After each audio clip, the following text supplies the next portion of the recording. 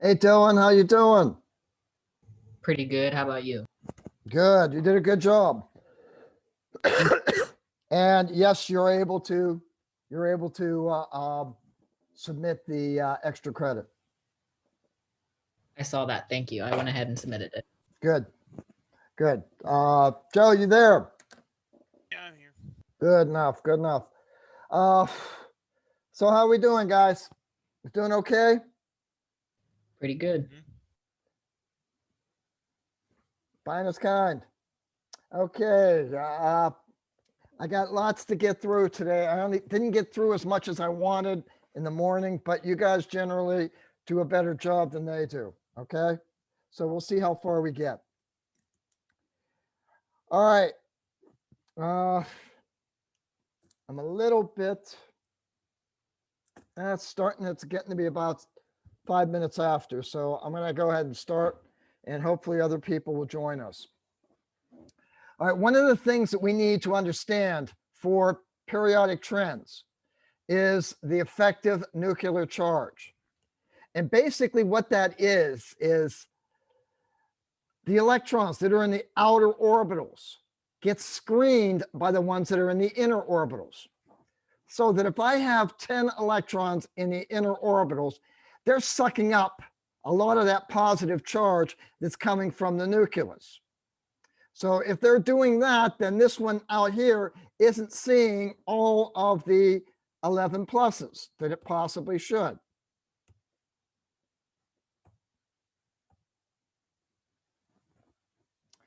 It also depends upon a couple other factors in the overall atom. And that is the one electron reacting with another electron. Sorry, this is going crazy on me.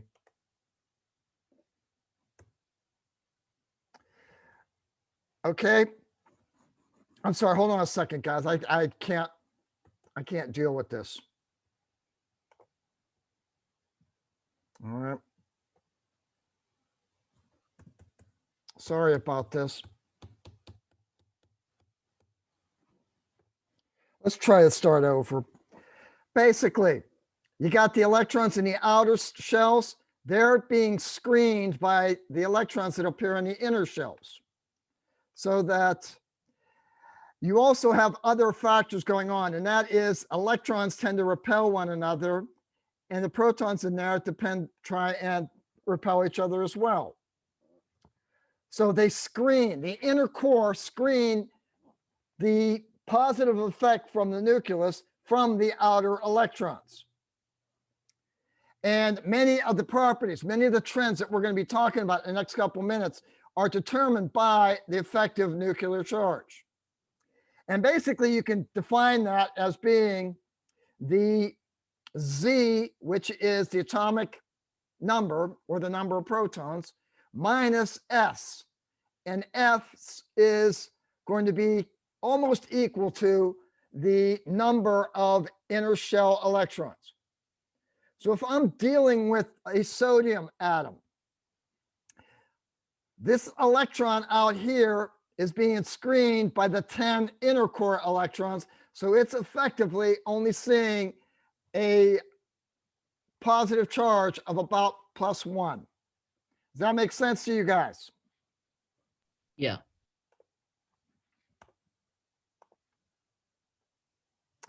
Another example, if I have potassium, potassium also has 1 electron in the outermost shell.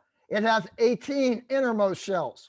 So the effective nuclear charge is 19 minus 18 or +1. Remember though, we're talking about a crude estimate. It's more likely going to underestimate it because it's not like the electrons have a total blockage around it. There are like little holes in the electrons as they're going through. So it's not exactly, and by doing this, you are underestimating the effective nuclear charge. Now, we need to start talking. First periodic trend we're going to deal with are sizes of the electrons. And basically what we're dealing with is if I have two atoms that are bonded to one another. What I'm talking about is the half of the distance between the two nucleuses, because literally speaking,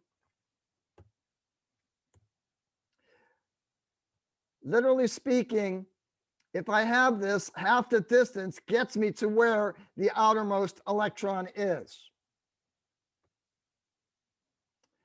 If we're dealing with sizes of atoms, they tend to decrease as we're going from left to right. As a general rule, from left to right, what's happening is we're adding more and more protons in the center. And we're not really effectively increasing the distance of the electrons. So since we're increasing the proton charge, that's sucking the outermost electrons in a little bit more. Size of atoms also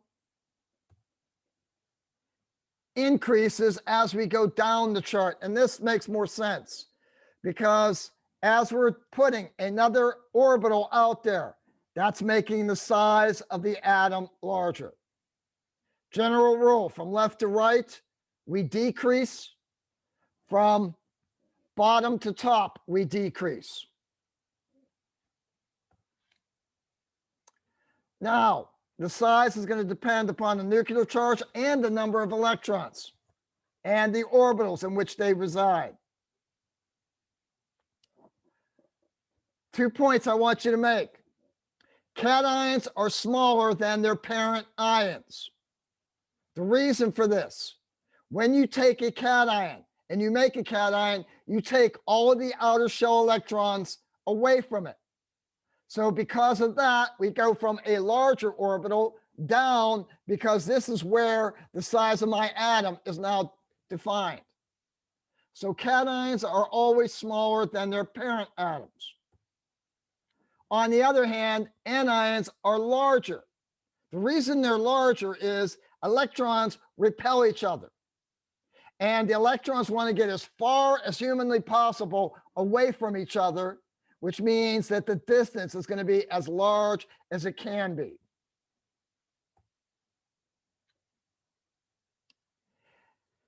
In an isoelectric series, ions have the same number of electrons. And the ionic size decreases with an increasing nuclear charge.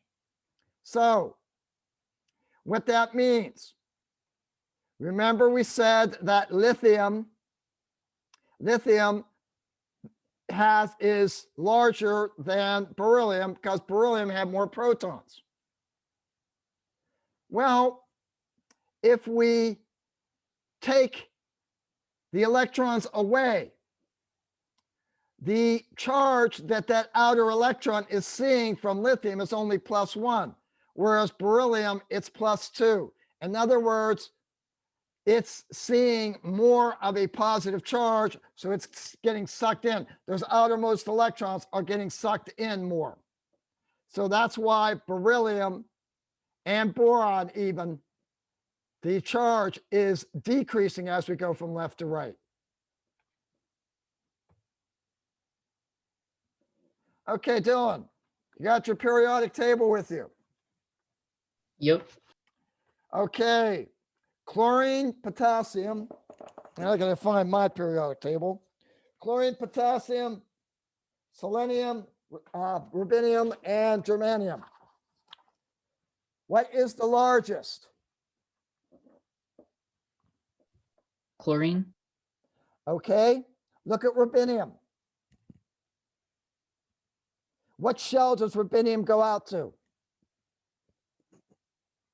1 second, let me find. First column, Dylan. Oh, yeah. Which one is the largest? So rubidium. It's the largest. Now, you're going to find 3 of them that are in the 4th shell. What are those 3? Potassium. And then selenium. and germanium. Okay. Now, do you remember what the trend was? Going from left to right with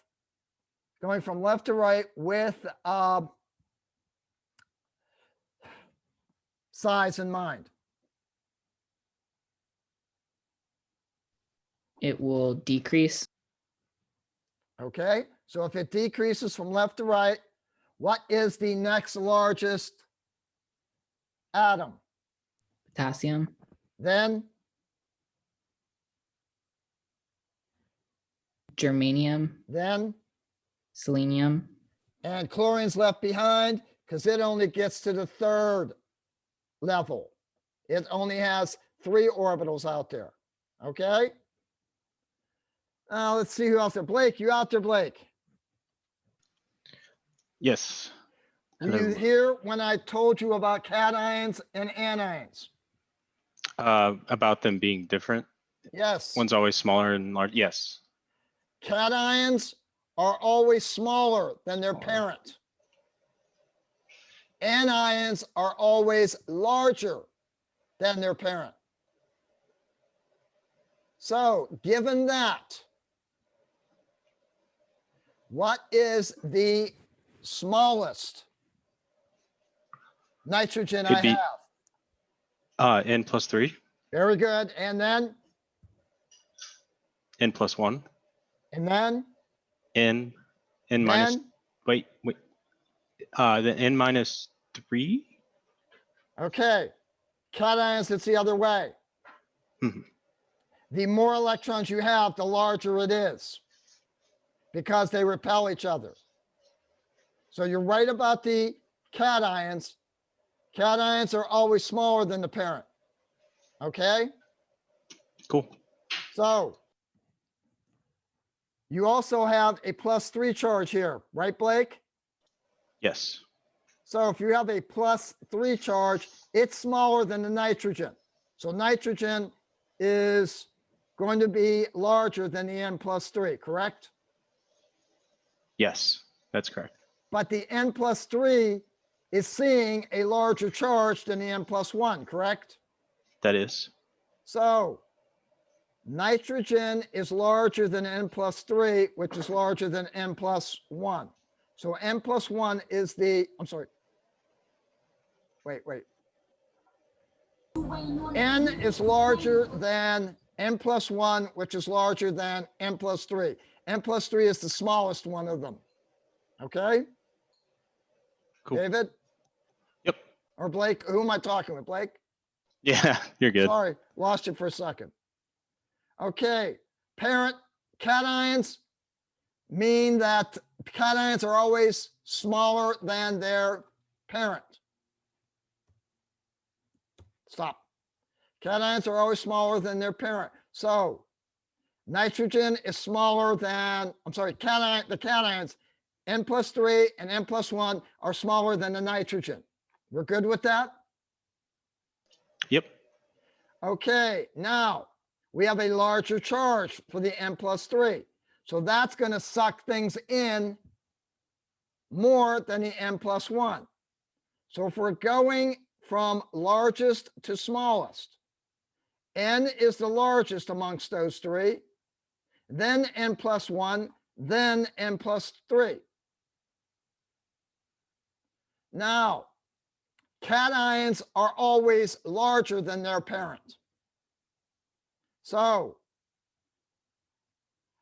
and the more electrons, the more they're going to want to repel, and the more they're going to want to get as far away from each other as possible. So is N-3 or N-2 larger? N-3 is larger. Then N-2, and both of them, because they have more electrons in, are larger than N, which is larger than N+1, which is larger than N+3.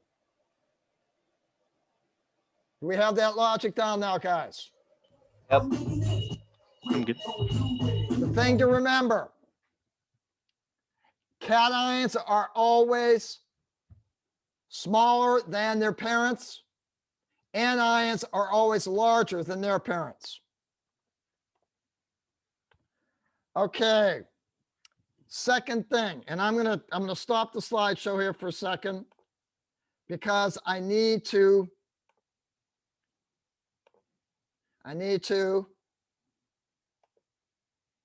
why is it not doing an end show? That's what I want. Okay. Apparently when you change things, it doesn't like it. All right.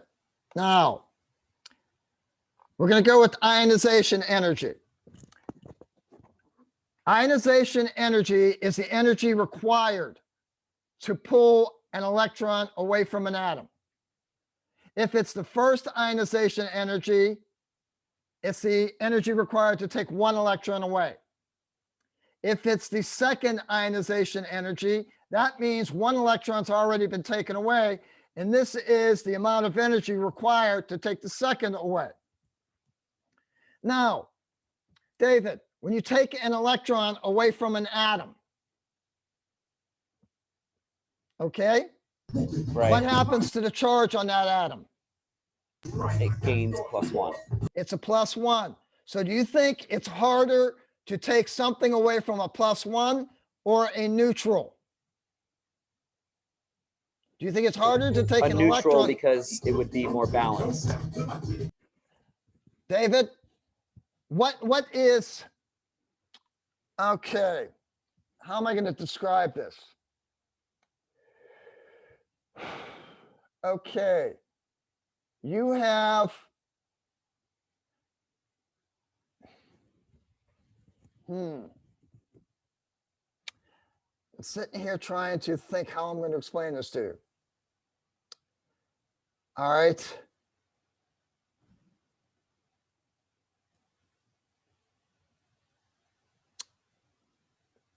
Does Jupiter have more power than the Earth in terms of gravity? Yeah, Okay, because it has more sucking power in it, right? right. So if I've got something that's neutral, okay, and I have something that is +1, what one is going to have more sucking power towards it? The neutral because it has a larger radius. No, it's the +1 because effectively I've got one more proton than I do electrons. So that's like, as Indiana Jones would say, that's like going into a pistol fight with a knife. You don't get very far.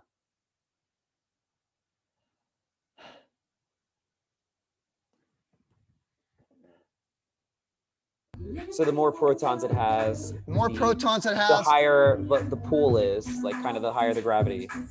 right. That's what I was trying to, that was what I was trying to get you to understand, David. Yeah, I get you. I thought it would be the other way around because the larger it would be, the larger mass, it would, or yeah, the larger mass it would have, the more pool it would have. But the more protons it has in the middle means the higher attraction it has. Exactly. That's the reason for it. So the more positive charge it has, the harder it is to get another electron away from it.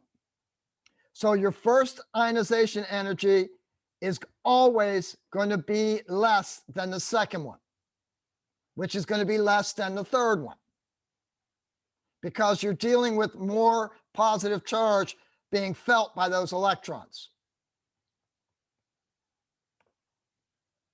Okay, I'm going to have to, can you see this? Are you able to see the screen, or do I have to pop it up? It's just very small. Okay. As if you look at all these elements, every time you take another electron away, that number keeps on going up. We have that trend, guys? Does that make sense to you? Yes. All right. Now, there's a point where this doesn't become a normal jump. It becomes almost an astronomical jump. Magnesium loses its first one, it loses 700. But to lose its second one, it loses it takes 6,000 to get it away. Aluminum, 1,300, the difference between the first and the second. Between the second and the third, there's about 900. But look, you got 5 times as much. There's got to be a reason for that. Now, Is it because of the number of valence electrons? it is. Because once you take away all of the valence electrons, the atom is in the state it wants to be in. It's in 8 electrons. It's happy to be in 8 electrons. Now, if it's happy being in 8 electrons, it's not going to be happy having one more of those electrons taken away.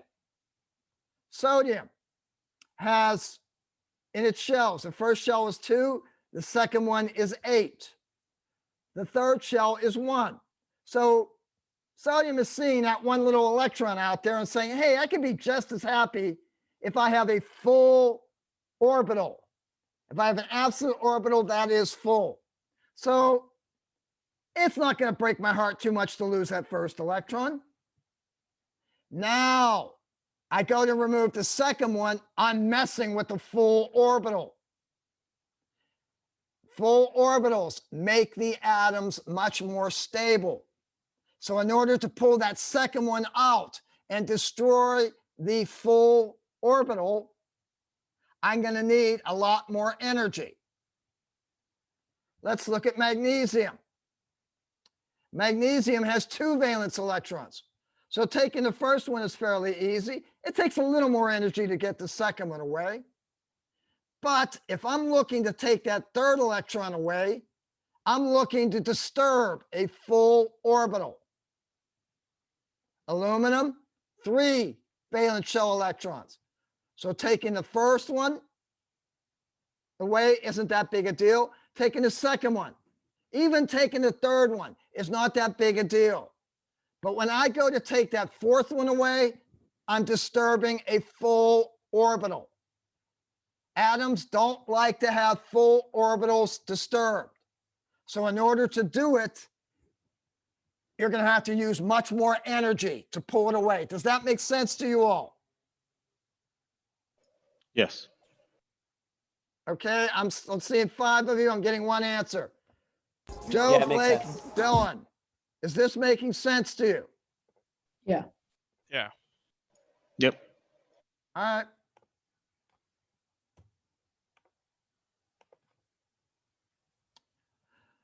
Now, okay, you might want to think that because you have more protons in the nucleus, as you go from left to right, you're not really increasing the distance that the electron's moving away from the nucleus, but what you are doing is you're increasing the positive charge in there. So as a general rule, as you go from left to right, it gets harder and harder to remove an electron because fluorine has 9 protons in it, whereas lithium only has 3. And as a general rule, that works. But looky here, as you're going from left to right, when we get to beryllium, boron drops down. We're still going left, going from beryllium to boron, but there's less energy to take an electron away from boron than beryllium. Okay, after boron, it goes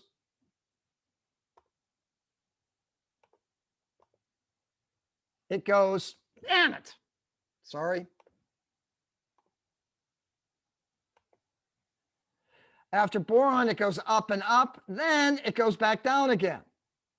Then it goes up, and then we start a whole new row.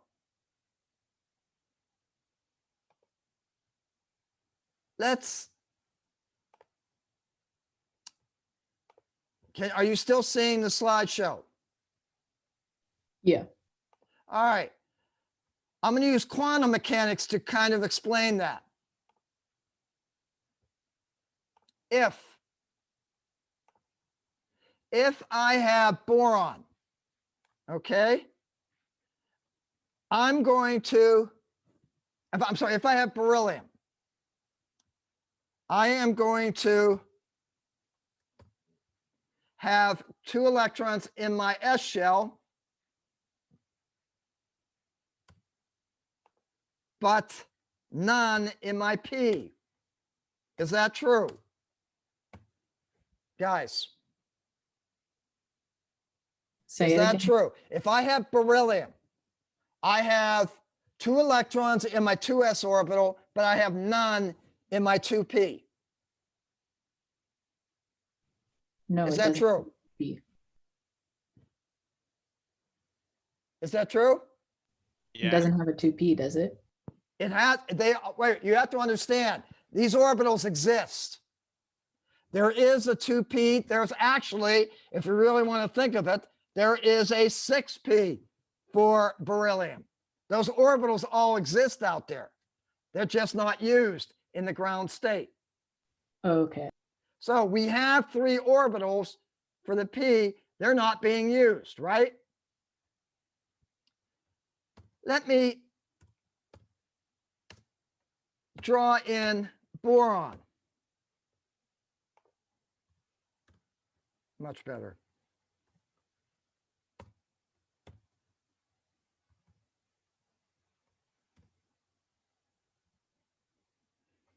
Blast. Okay. Now, if I draw boron, I have my 2s filled, but I have 1 electron in my 2p, right? Remember, guys, I said earlier when I was dealing with electron configurations, do you remember when I was talking about chromium and I said that atoms are happier with filled or half-filled subshells?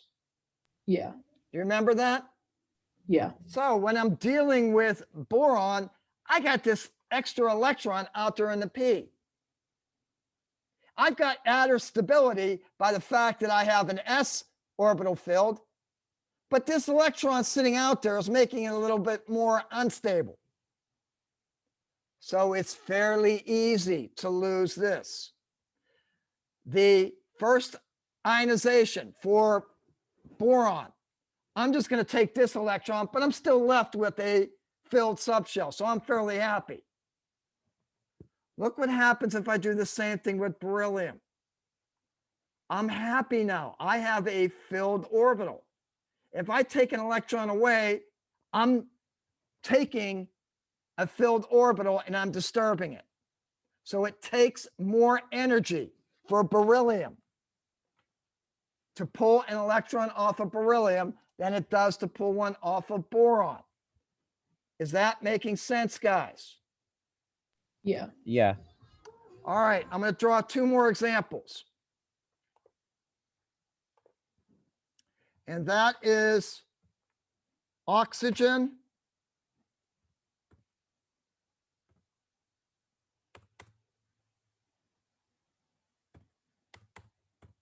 that's oxygen. And this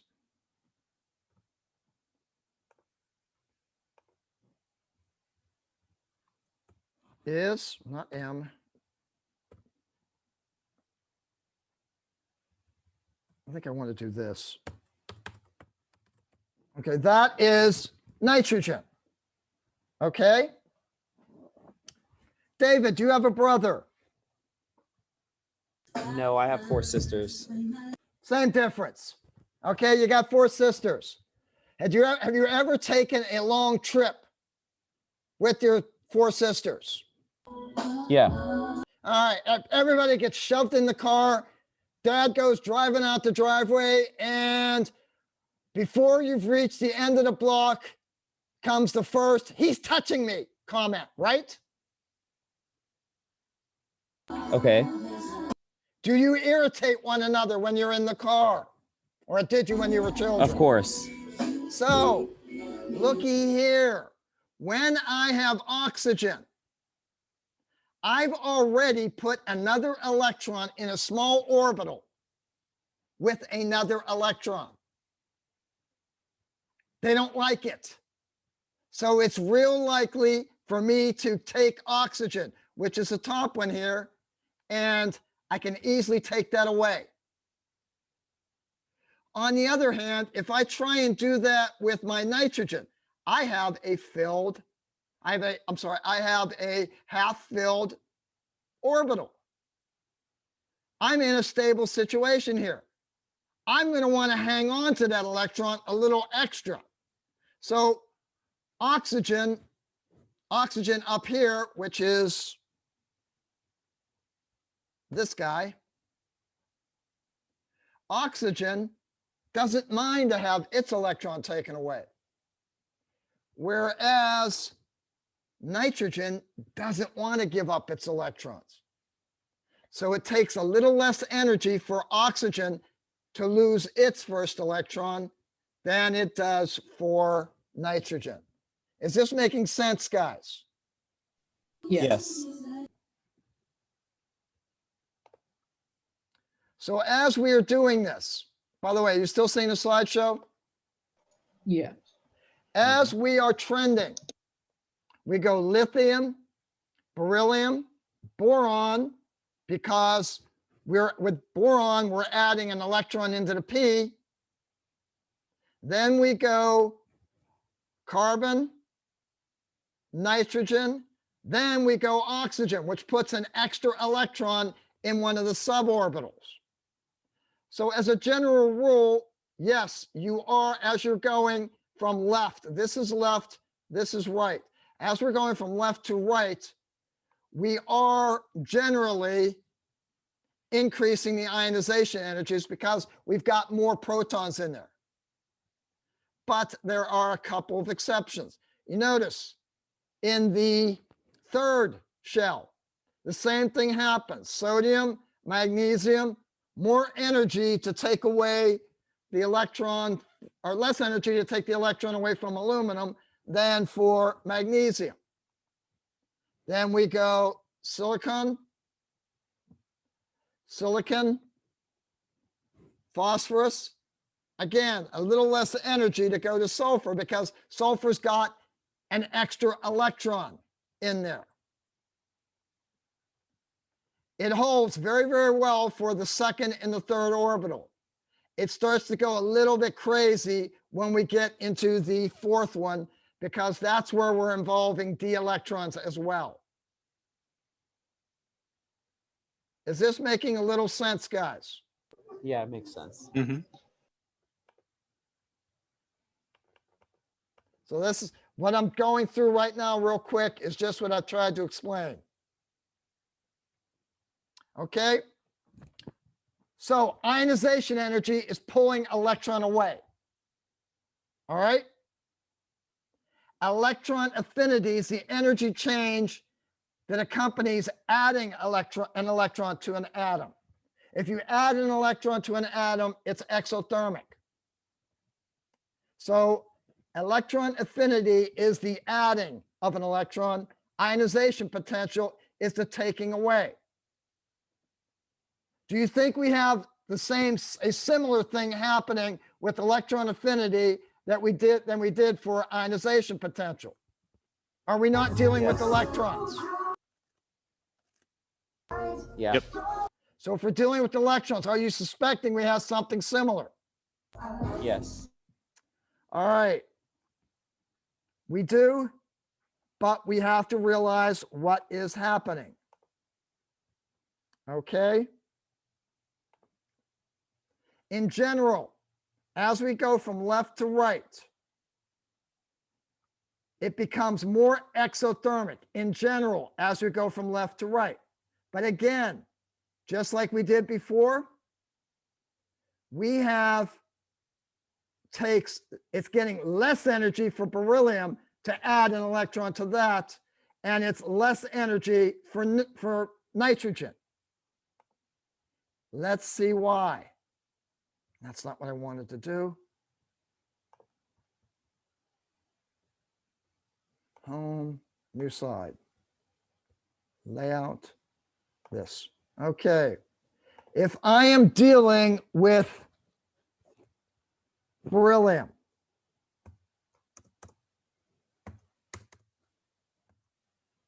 Remember, we're getting energy. We're getting energy when we add an electron. Now, if I add, this is the configuration for, or the orbital diagram for beryllium. Am I making any kind of a stable situation when I'm dealing with beryllium? You're If I breaking add the another stability. electron, if I add, nope, not there, I want it up here. If I add another electron, am I gaining a filled shell or a half filled shell? Am I doing anything special like that? No, but you're breaking the stability of the atom. So it doesn't necessarily want that. On the other hand, if I have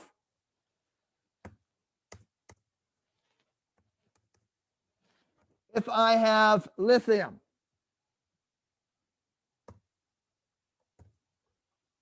I'm sorry, oops. That's lithium, right? The 2s only has one electron in it. Right, guys? If I suck up another electron, have I made that more stable? Yes. Yeah. So, being as I've filled up my shell, because of that, it wants to fill up the shell, so it's going to want to suck up that extra electron. Lithium wants that extra electron. Beryllium doesn't. The same thing happens when I get to the half shell. If I'm dealing with nitrogen, as opposed to dealing with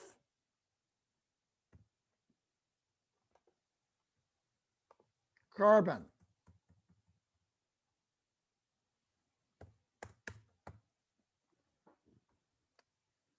if I try to put another electron into nitrogen, what I'm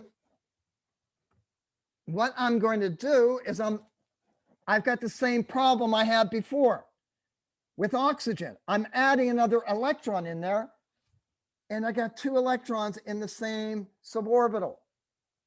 It doesn't like that situation. So because of that, nitrogen is going to be less likely to suck up another electron than carbon will. Because carbon, if I fill that up, that gives me a half-filled shell, and that likes it.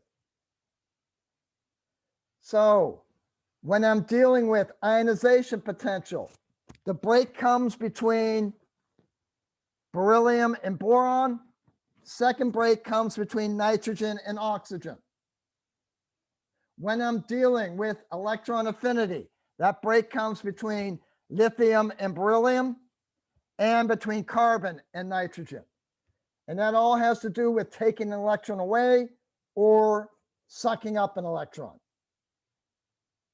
Are we good about this? Does this kind of make sense, guys? Yes. And I think that's basically all I have to basically say on that, except just to deal with electronegativity. And electronegativity is nothing more than it's a relative scale on an atom's ability to attract an electron to itself. And basically for electronegativity, that trend goes from left to right, increasing, from bottom to top, increasing. Again, the further you get out, the further the electrons are away from the nucleus. If that's the case, then it doesn't want the electron as much as one with an orbital real close to the nucleus. Questions, guys?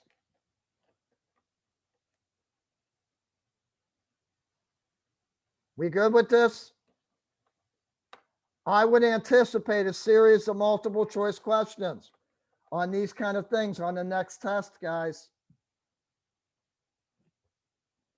Any other thing before I get out of periodic trends?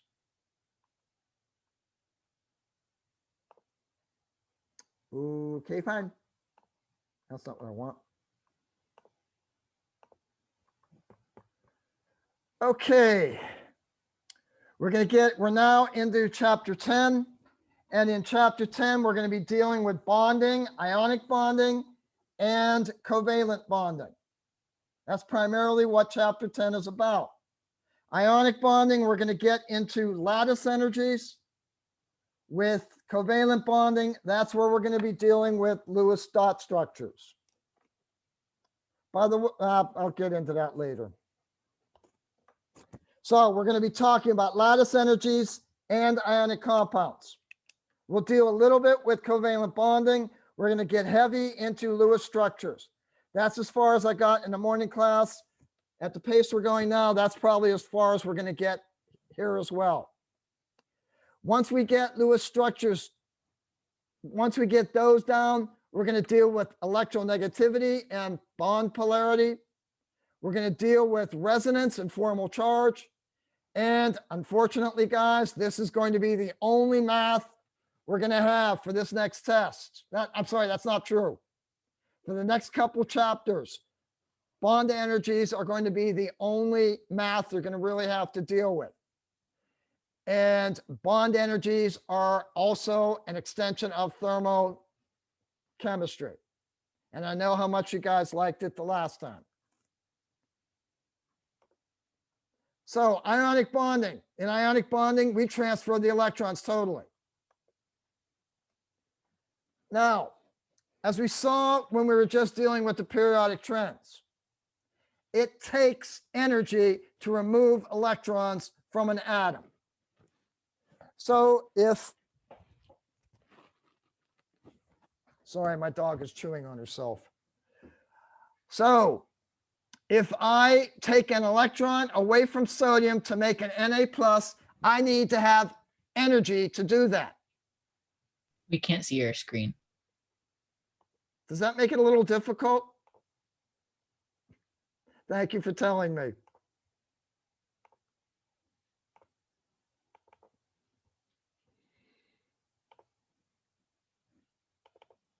Okay, so it still doesn't matter. What I've been talking about is true. Taking electrons away from atoms takes energy. Okay? Now we get a little bit of that back because we took an electron away from sodium, we gave it to chlorine. So we got back, it's an exothermic reaction to give that electron to chlorine. But that still doesn't explain. If you put sodium metal and you surround sodium metal with chlorine gas, you get an extreme exothermic reaction. The amount of energy you get back from chlorine doesn't make up for what we're seeing when we mix sodium metal and chlorine gas together. There's got to be something else there.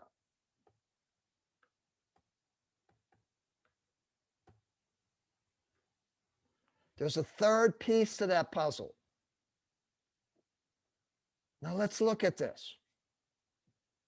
We have sodium that's a plus. We have chlorine that's a minus. What happens when you get pluses and minuses together? They bond together. And it's that bonding between the positive ion and the negative ion that makes the mixing of sodium and chlorine so exothermic.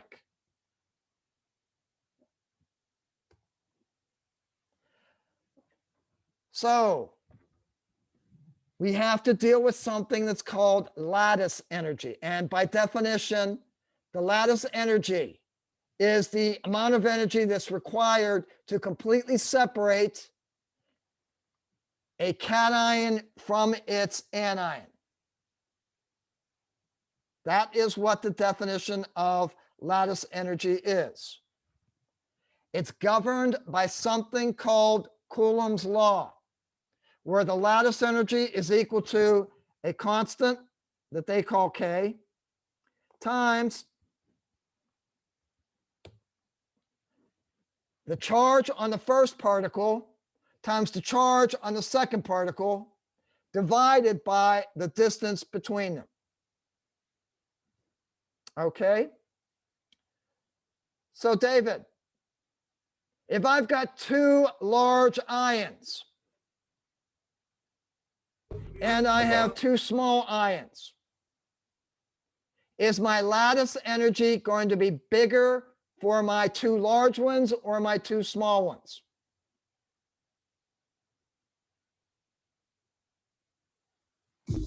It would be bigger with the two bigger ones. David, if they're bigger, if Oh no, they're dividing by the distance, so the larger would be the larger number on the bottom, so it would be the smaller ones. exactly. In other words, if a magnet is this close as opposed to a magnet being this close, the magnet that's this close has a bigger attraction to one another than the ones that are further apart. Okay? Now, if I have a +1 charge on my first particle and a +1 charge on my second particle, and the distance is the same as a +2 ion linked with a -2 ion. In that case, which one is going to have the highest lattice energy? +1 to +1 or +2 to -1, +2 to -2? Which one's going to have the more energy? The +2 -2. Because the number of the charges is greater. It's like having a more powerful magnet having a greater attraction than one that is at the same distance apart from one another that's less powerful.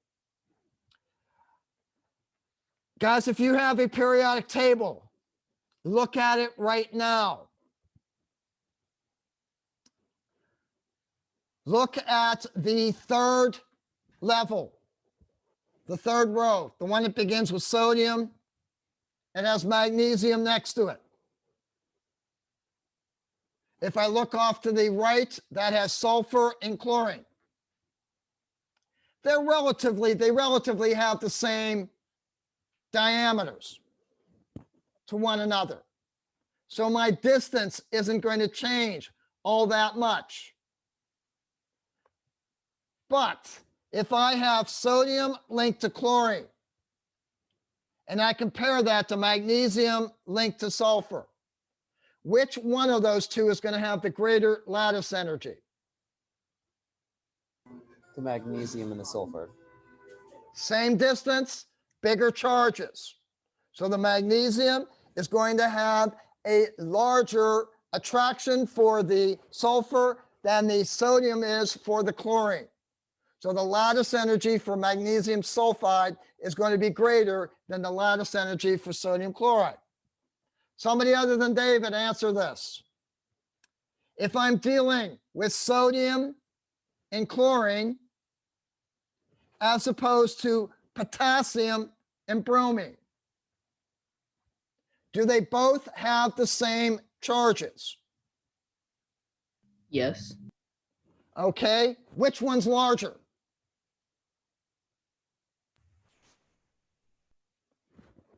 Sodium chloride or potassium bromide? Which molecule is larger?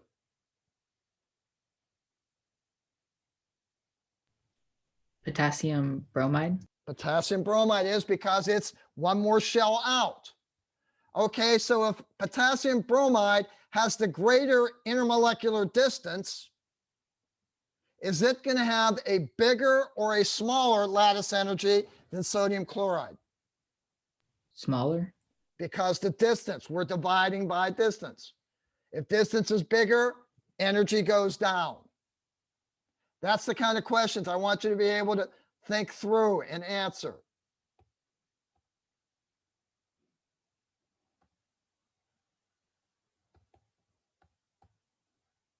And these things are just extra slides that I've put in there.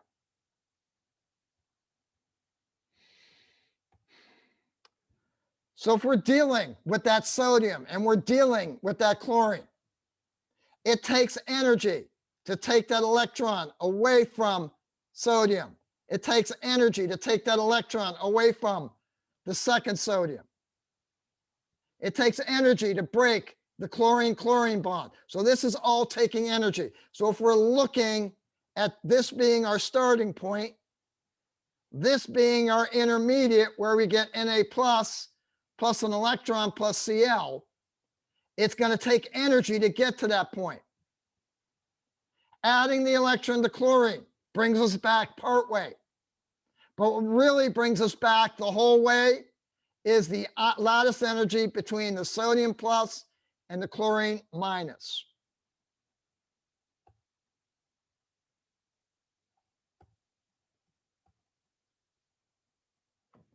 Some of the properties of ionic compounds. Salt. You get table salt. It's very hard and brittle. If you take a chunk of, rather than the little salt pellets, if you get a chunk of salt, it's fairly easy to slash that off. It's hard, but it's brittle. They have high melting points. And if they're in the solid state, they will not conduct electricity. However, if they're liquid or if they are dissolved in water, they will conduct electricity.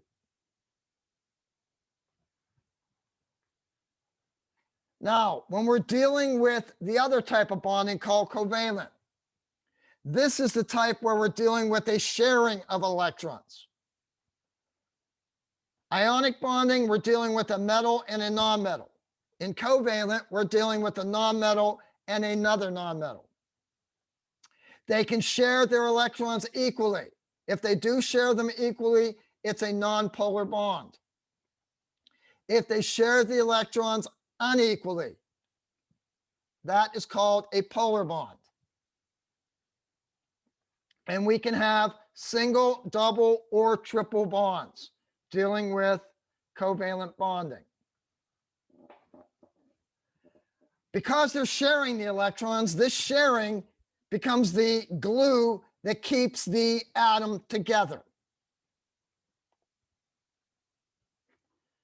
And you have to understand that there are different electrostatic interactions that's going on with these bonds. You have the repulsion of the electrons from one another. You have the repulsion of the nucleus, but you have the attraction from the electrons of one to the nucleus of the other and vice versa.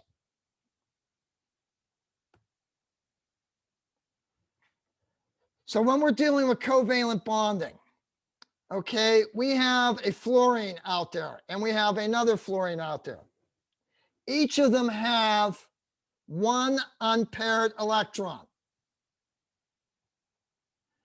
Because it has this one extra electron, if fluorine gets another electron around it, it's going to have 8. If this fluorine has another electron around it, it's going to have 8.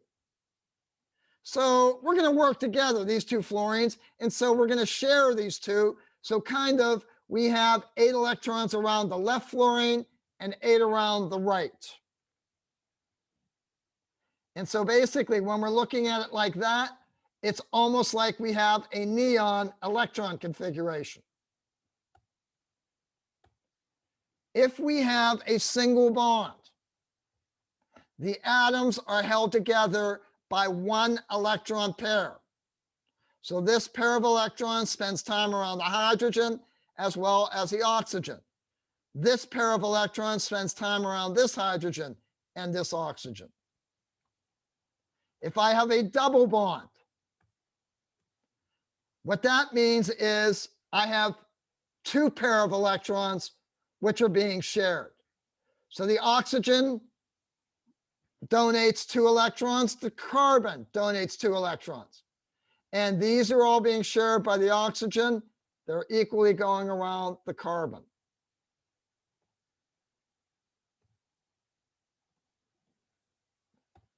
If I have a triple bond, what that means is I have 6 electrons that are being shared by both atoms.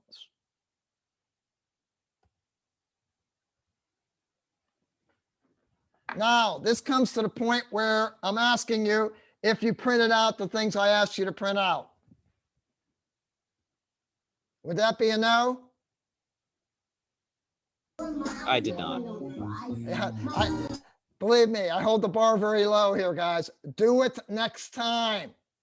I need you to do it next time because we have to practice Lewis dot structures. And amazingly enough, next week when we're dealing with labs, we're going to be dealing with, it's called the Vesper lab, valence shell electron pair repulsion, but we're going to be dealing with Lewis dot structures there as well. You need to do Lewis dots before you can do Vesper. Now, Lewis had this brilliant idea. He said, you know, only valence electrons are involved in bonding, so those are the only ones I really need to draw. And it makes sense. He kind of figured out that I could represent an atom by putting the symbol down and drawing the electrons around that atom. So I'm going to deal with oxygen. Oxygen has 6 valence electrons. Those are the only ones I'm going to draw. The way I want you guys to draw these is you put one dot to the left, one on top of the element, one to the right, one below. Then you start to pair them up. So if I would draw two electrons, 2 on top, 2 to the right, but none on the bottom, that would be an incorrect Lewis dot structure. Because if you do it this way, you can tell a lot about oxygen. Joe, you out there, Joe? Yes. Okay. Do you remember I said earlier, when we do bonds, one electron has to be, sorry, she's chewing on herself again. Stop it. Thank you. All right. Remember when I said when we were dealing with bonds that one atom has to donate 1 electron and the other atom will donate another one? Remember when I said that, Joe? Yes.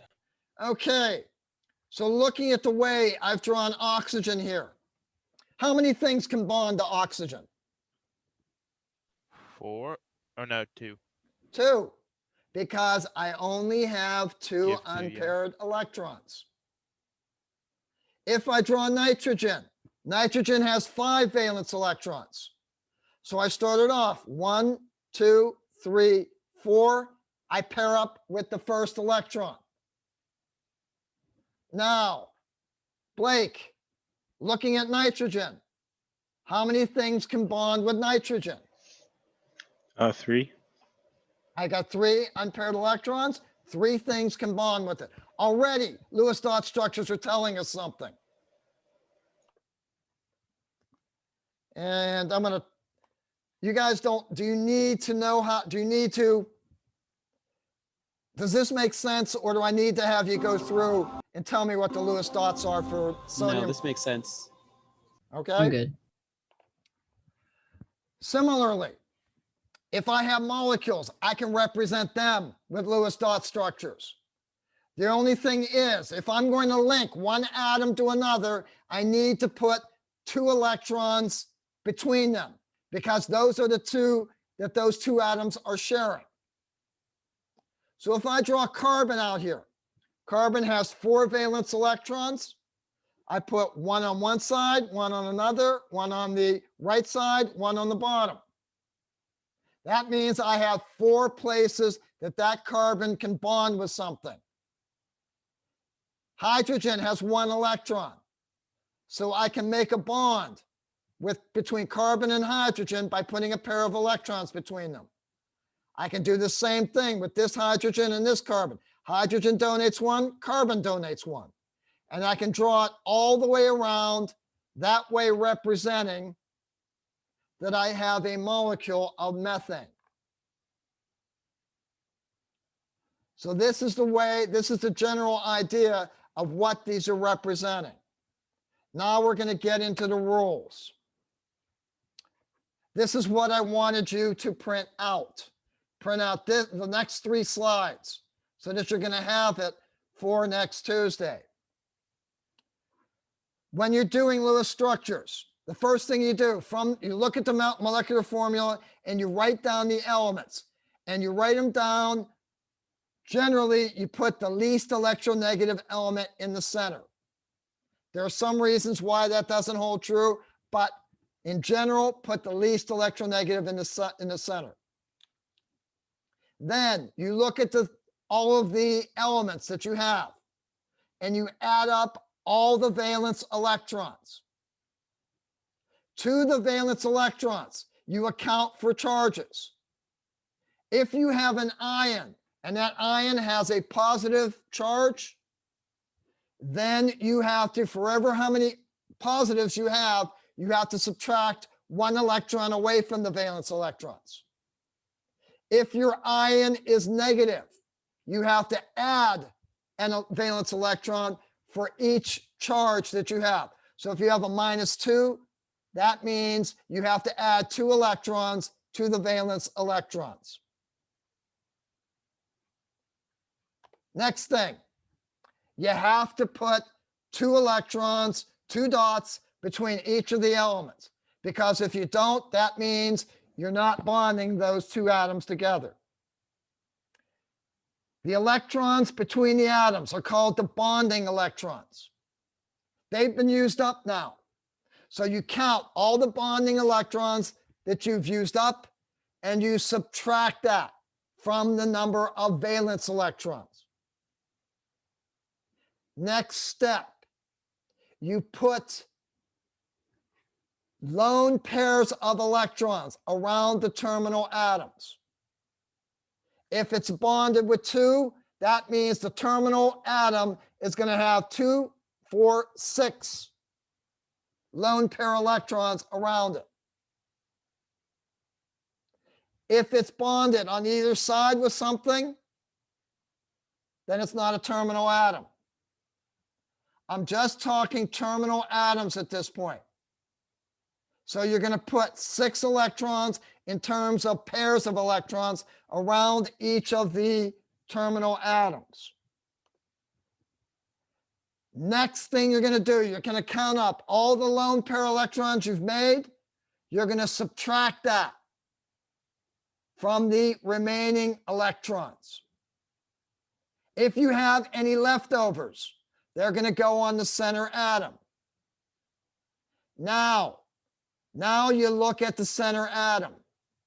If the center atom does not have 8 electrons away from it, basically you have to steal 2 from one of the terminal atoms, put that in between the center atom and that terminal atom. You've just made a double bond. If you need to make a triple bond, you can do that. So,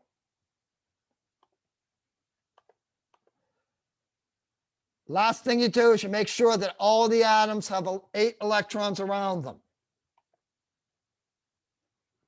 Note, guys, if you have a hydrogen or a halogen, each of those only bonds with one other thing.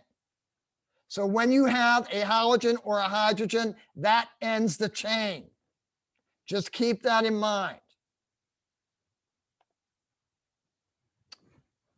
SO2.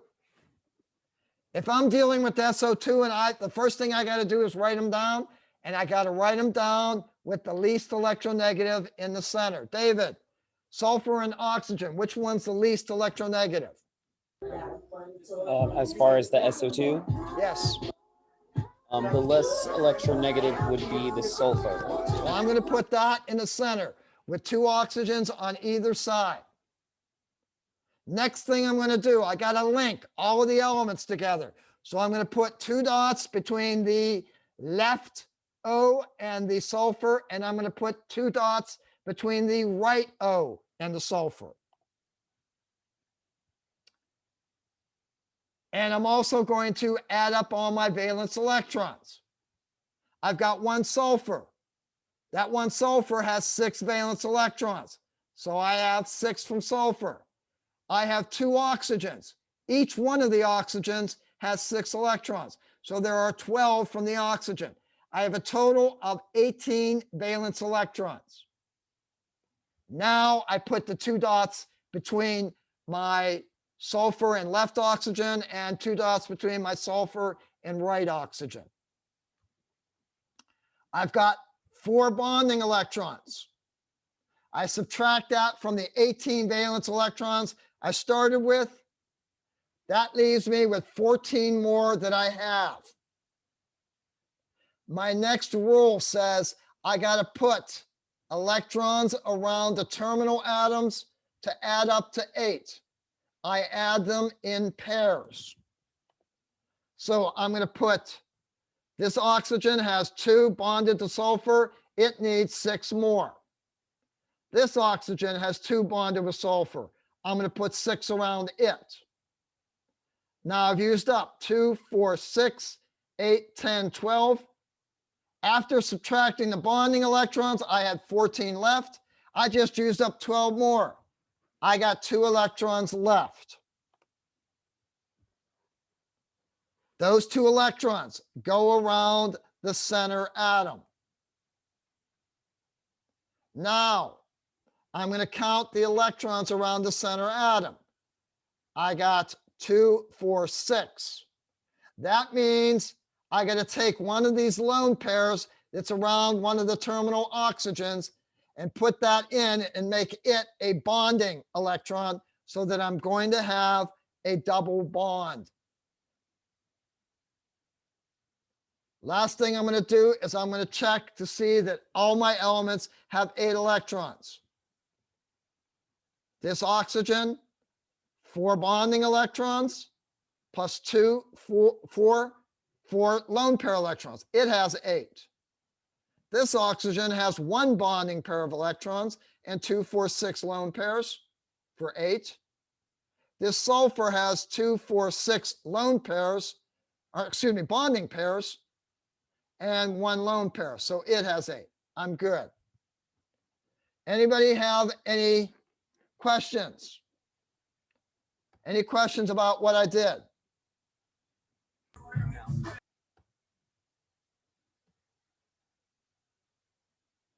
Now, I hate dots.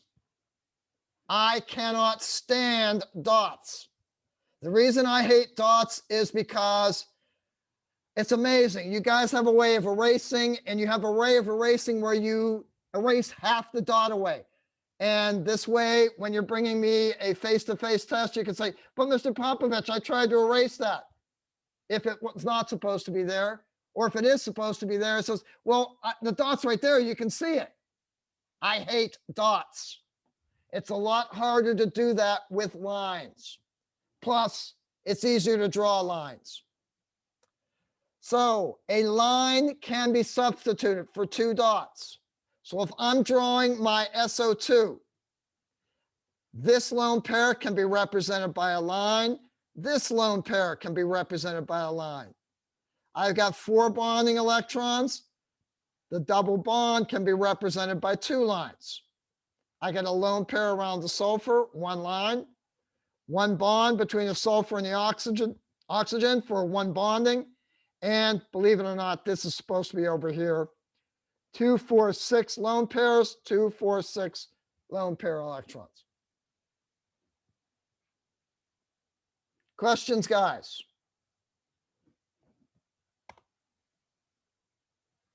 Carbon dioxide. Dylan. Yeah, I have a quick question. How Okay, will we good. how will we do the lines? How do you do the like how do you on do the the computer? lines when we're You're not Okay. going to do them. Okay? I'm going to have different ways that I'm going to test to see whether you've drawn the Lewis dot structure correctly. Okay, all right, thank you. All right, for example, I look at this, you look at the SO2, Dylan? I can ask you a question. How many lone pair electrons are around the center sulfur? Unless you've drawn the atom correctly, you're not going to know that. Okay, Or I could ask you, how many lone pairs are around the entire molecule? How many double bonds does it have? Okay, Dylan? I'm going to ask you questions that are going to mean that you have to draw the Lewis dot structure correctly to answer the questions. Does that make sense, Dylan? yeah, It's the only way I can do it. I don't have these special drawing things that, by the way, every time I introduce this in a homework assignment, people cringe because those things are not easy to work with. They're frustrating as hell. So I tried not to include any of them. I may have included one. So Dylan, rules 1 and 2, I got to put these elements down. What goes in the center? carbon, Carbon's going to go in the center. What's the next step? count the valence electrons, Count the valence electrons. How many does carbon have, Dylan? 4, Oxygen 6, and oxygen again. 6 and 6, 6, 6 and 4 make 16 valence electrons. Are we good with that, guys? Yeah, Okay, Blake. Sorry, I've only got 4 of you in here with me. The questions come around quick. Blake, what's the next thing I do? Let me check the rules.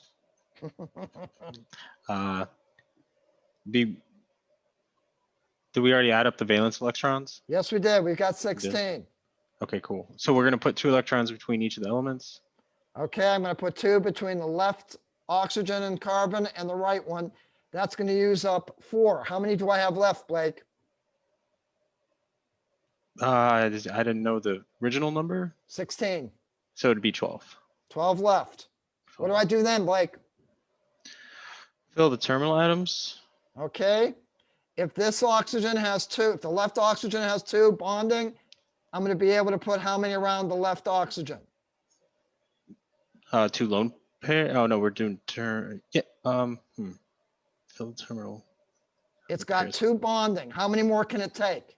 Oh, just 3. 3 lone pairs 3 lone pairs. Yep. or 6 electrons. So I put Gotcha. 6 around the left one. I put 6 around the right one. Haven't I used up all my 12 electrons or all 16 of them? Yes. But look at my carbon. Look at my carbon in the center. My carbon four. only has 1 bond between the left oxygen in it and 1 bond between the right one in it. So what do I have to do? It's only got 4 electrons around it. Place the remaining electrons around it. There are no more remaining electrons. So is that a trick question? Nope. No. Okay. Okay, well, I'll skip ahead a couple. Okay, that's what we got. That's the place we're at now, Blake, right? Yes. Okay, carbon only has 4. How am I going to get carbon to have more than 4 around it and ensure that the So- oxygen still have 8? You double bond. I'm going to take this pair, put it here, and put this one here. Is there another way I can do it, Blake? With 2 lines. No. I'm hanging Yeah. my head in shame, Blake. I'm sorry. I'm trying to get there. Okay, I can, what you said, the first solution you said was you could take 2 electrons from the left one, put it between it and carbon, and take 2 from the right one and put it between the carbon and it, right? Yes. Is there another way you can get 8 electrons around carbon other than putting 2 double bonds around carbon? Triple bond. You can take both lone pairs from the same oxygen and make a triple bond. That is a legitimate Lewis dot structure. I'm going to show you later on, using something called formal charges, why this solution is better than this one. Would And I'll that do be that on Tuesday. Okay, where I'm going to take this from now. Up to this point, well, let me throw this question out there, because some people teach it differently than others. Have you ever heard of violating the octet rule? Because right now, everything is predicated on getting 8 electrons around each atom. Have you ever heard of violating the octet rule? By your silence, I'm going to hear no. We're going to do that on Tuesday. That's where we're starting at. Actually, I'm going to go back and review a couple of these, but. So what did we do today? We learned about the periodic trends. We looked at the orbital diagrams and were able to discern why some of the trends were violated. We then went and learned about lattice energy. We learned that taking electrons away is endothermic, putting an electron on another atom is exothermic, but it's not exothermic enough to explain the whole exothermic reaction. Something else was going on. That was the attraction of one ion, a positive ion, for a negative one. We then went and started doing covalent bonding, which is sharing the electrons. And right now we're in the midst of explaining how we can represent covalent bonds through Lewis dot structures. And I'm about 5 minutes over, so I'm sure everybody's going to be happy. And I know Blake's going to be happy to eat. Yay. Does anybody have any questions about this or the test? You all did fantastically. Literally speaking, if I throw 2 tests away, 2 of the 31 tests, if I throw them away, I had a 75% average. You guys have these 2 people to thank for getting extra credit. And it is open in a Dropbox. Dylan, was it accessible? Yeah. Okay. I've got one person that says it was accessible, so we're going to go with that. I think I said till Sunday night. If I'm not mistaken, I said till Sunday night. All right, guys, have a great weekend, and I will see you again on Tuesday. Have a good Thanks. weekend. All right, Have a see good ya. weekend. Take care.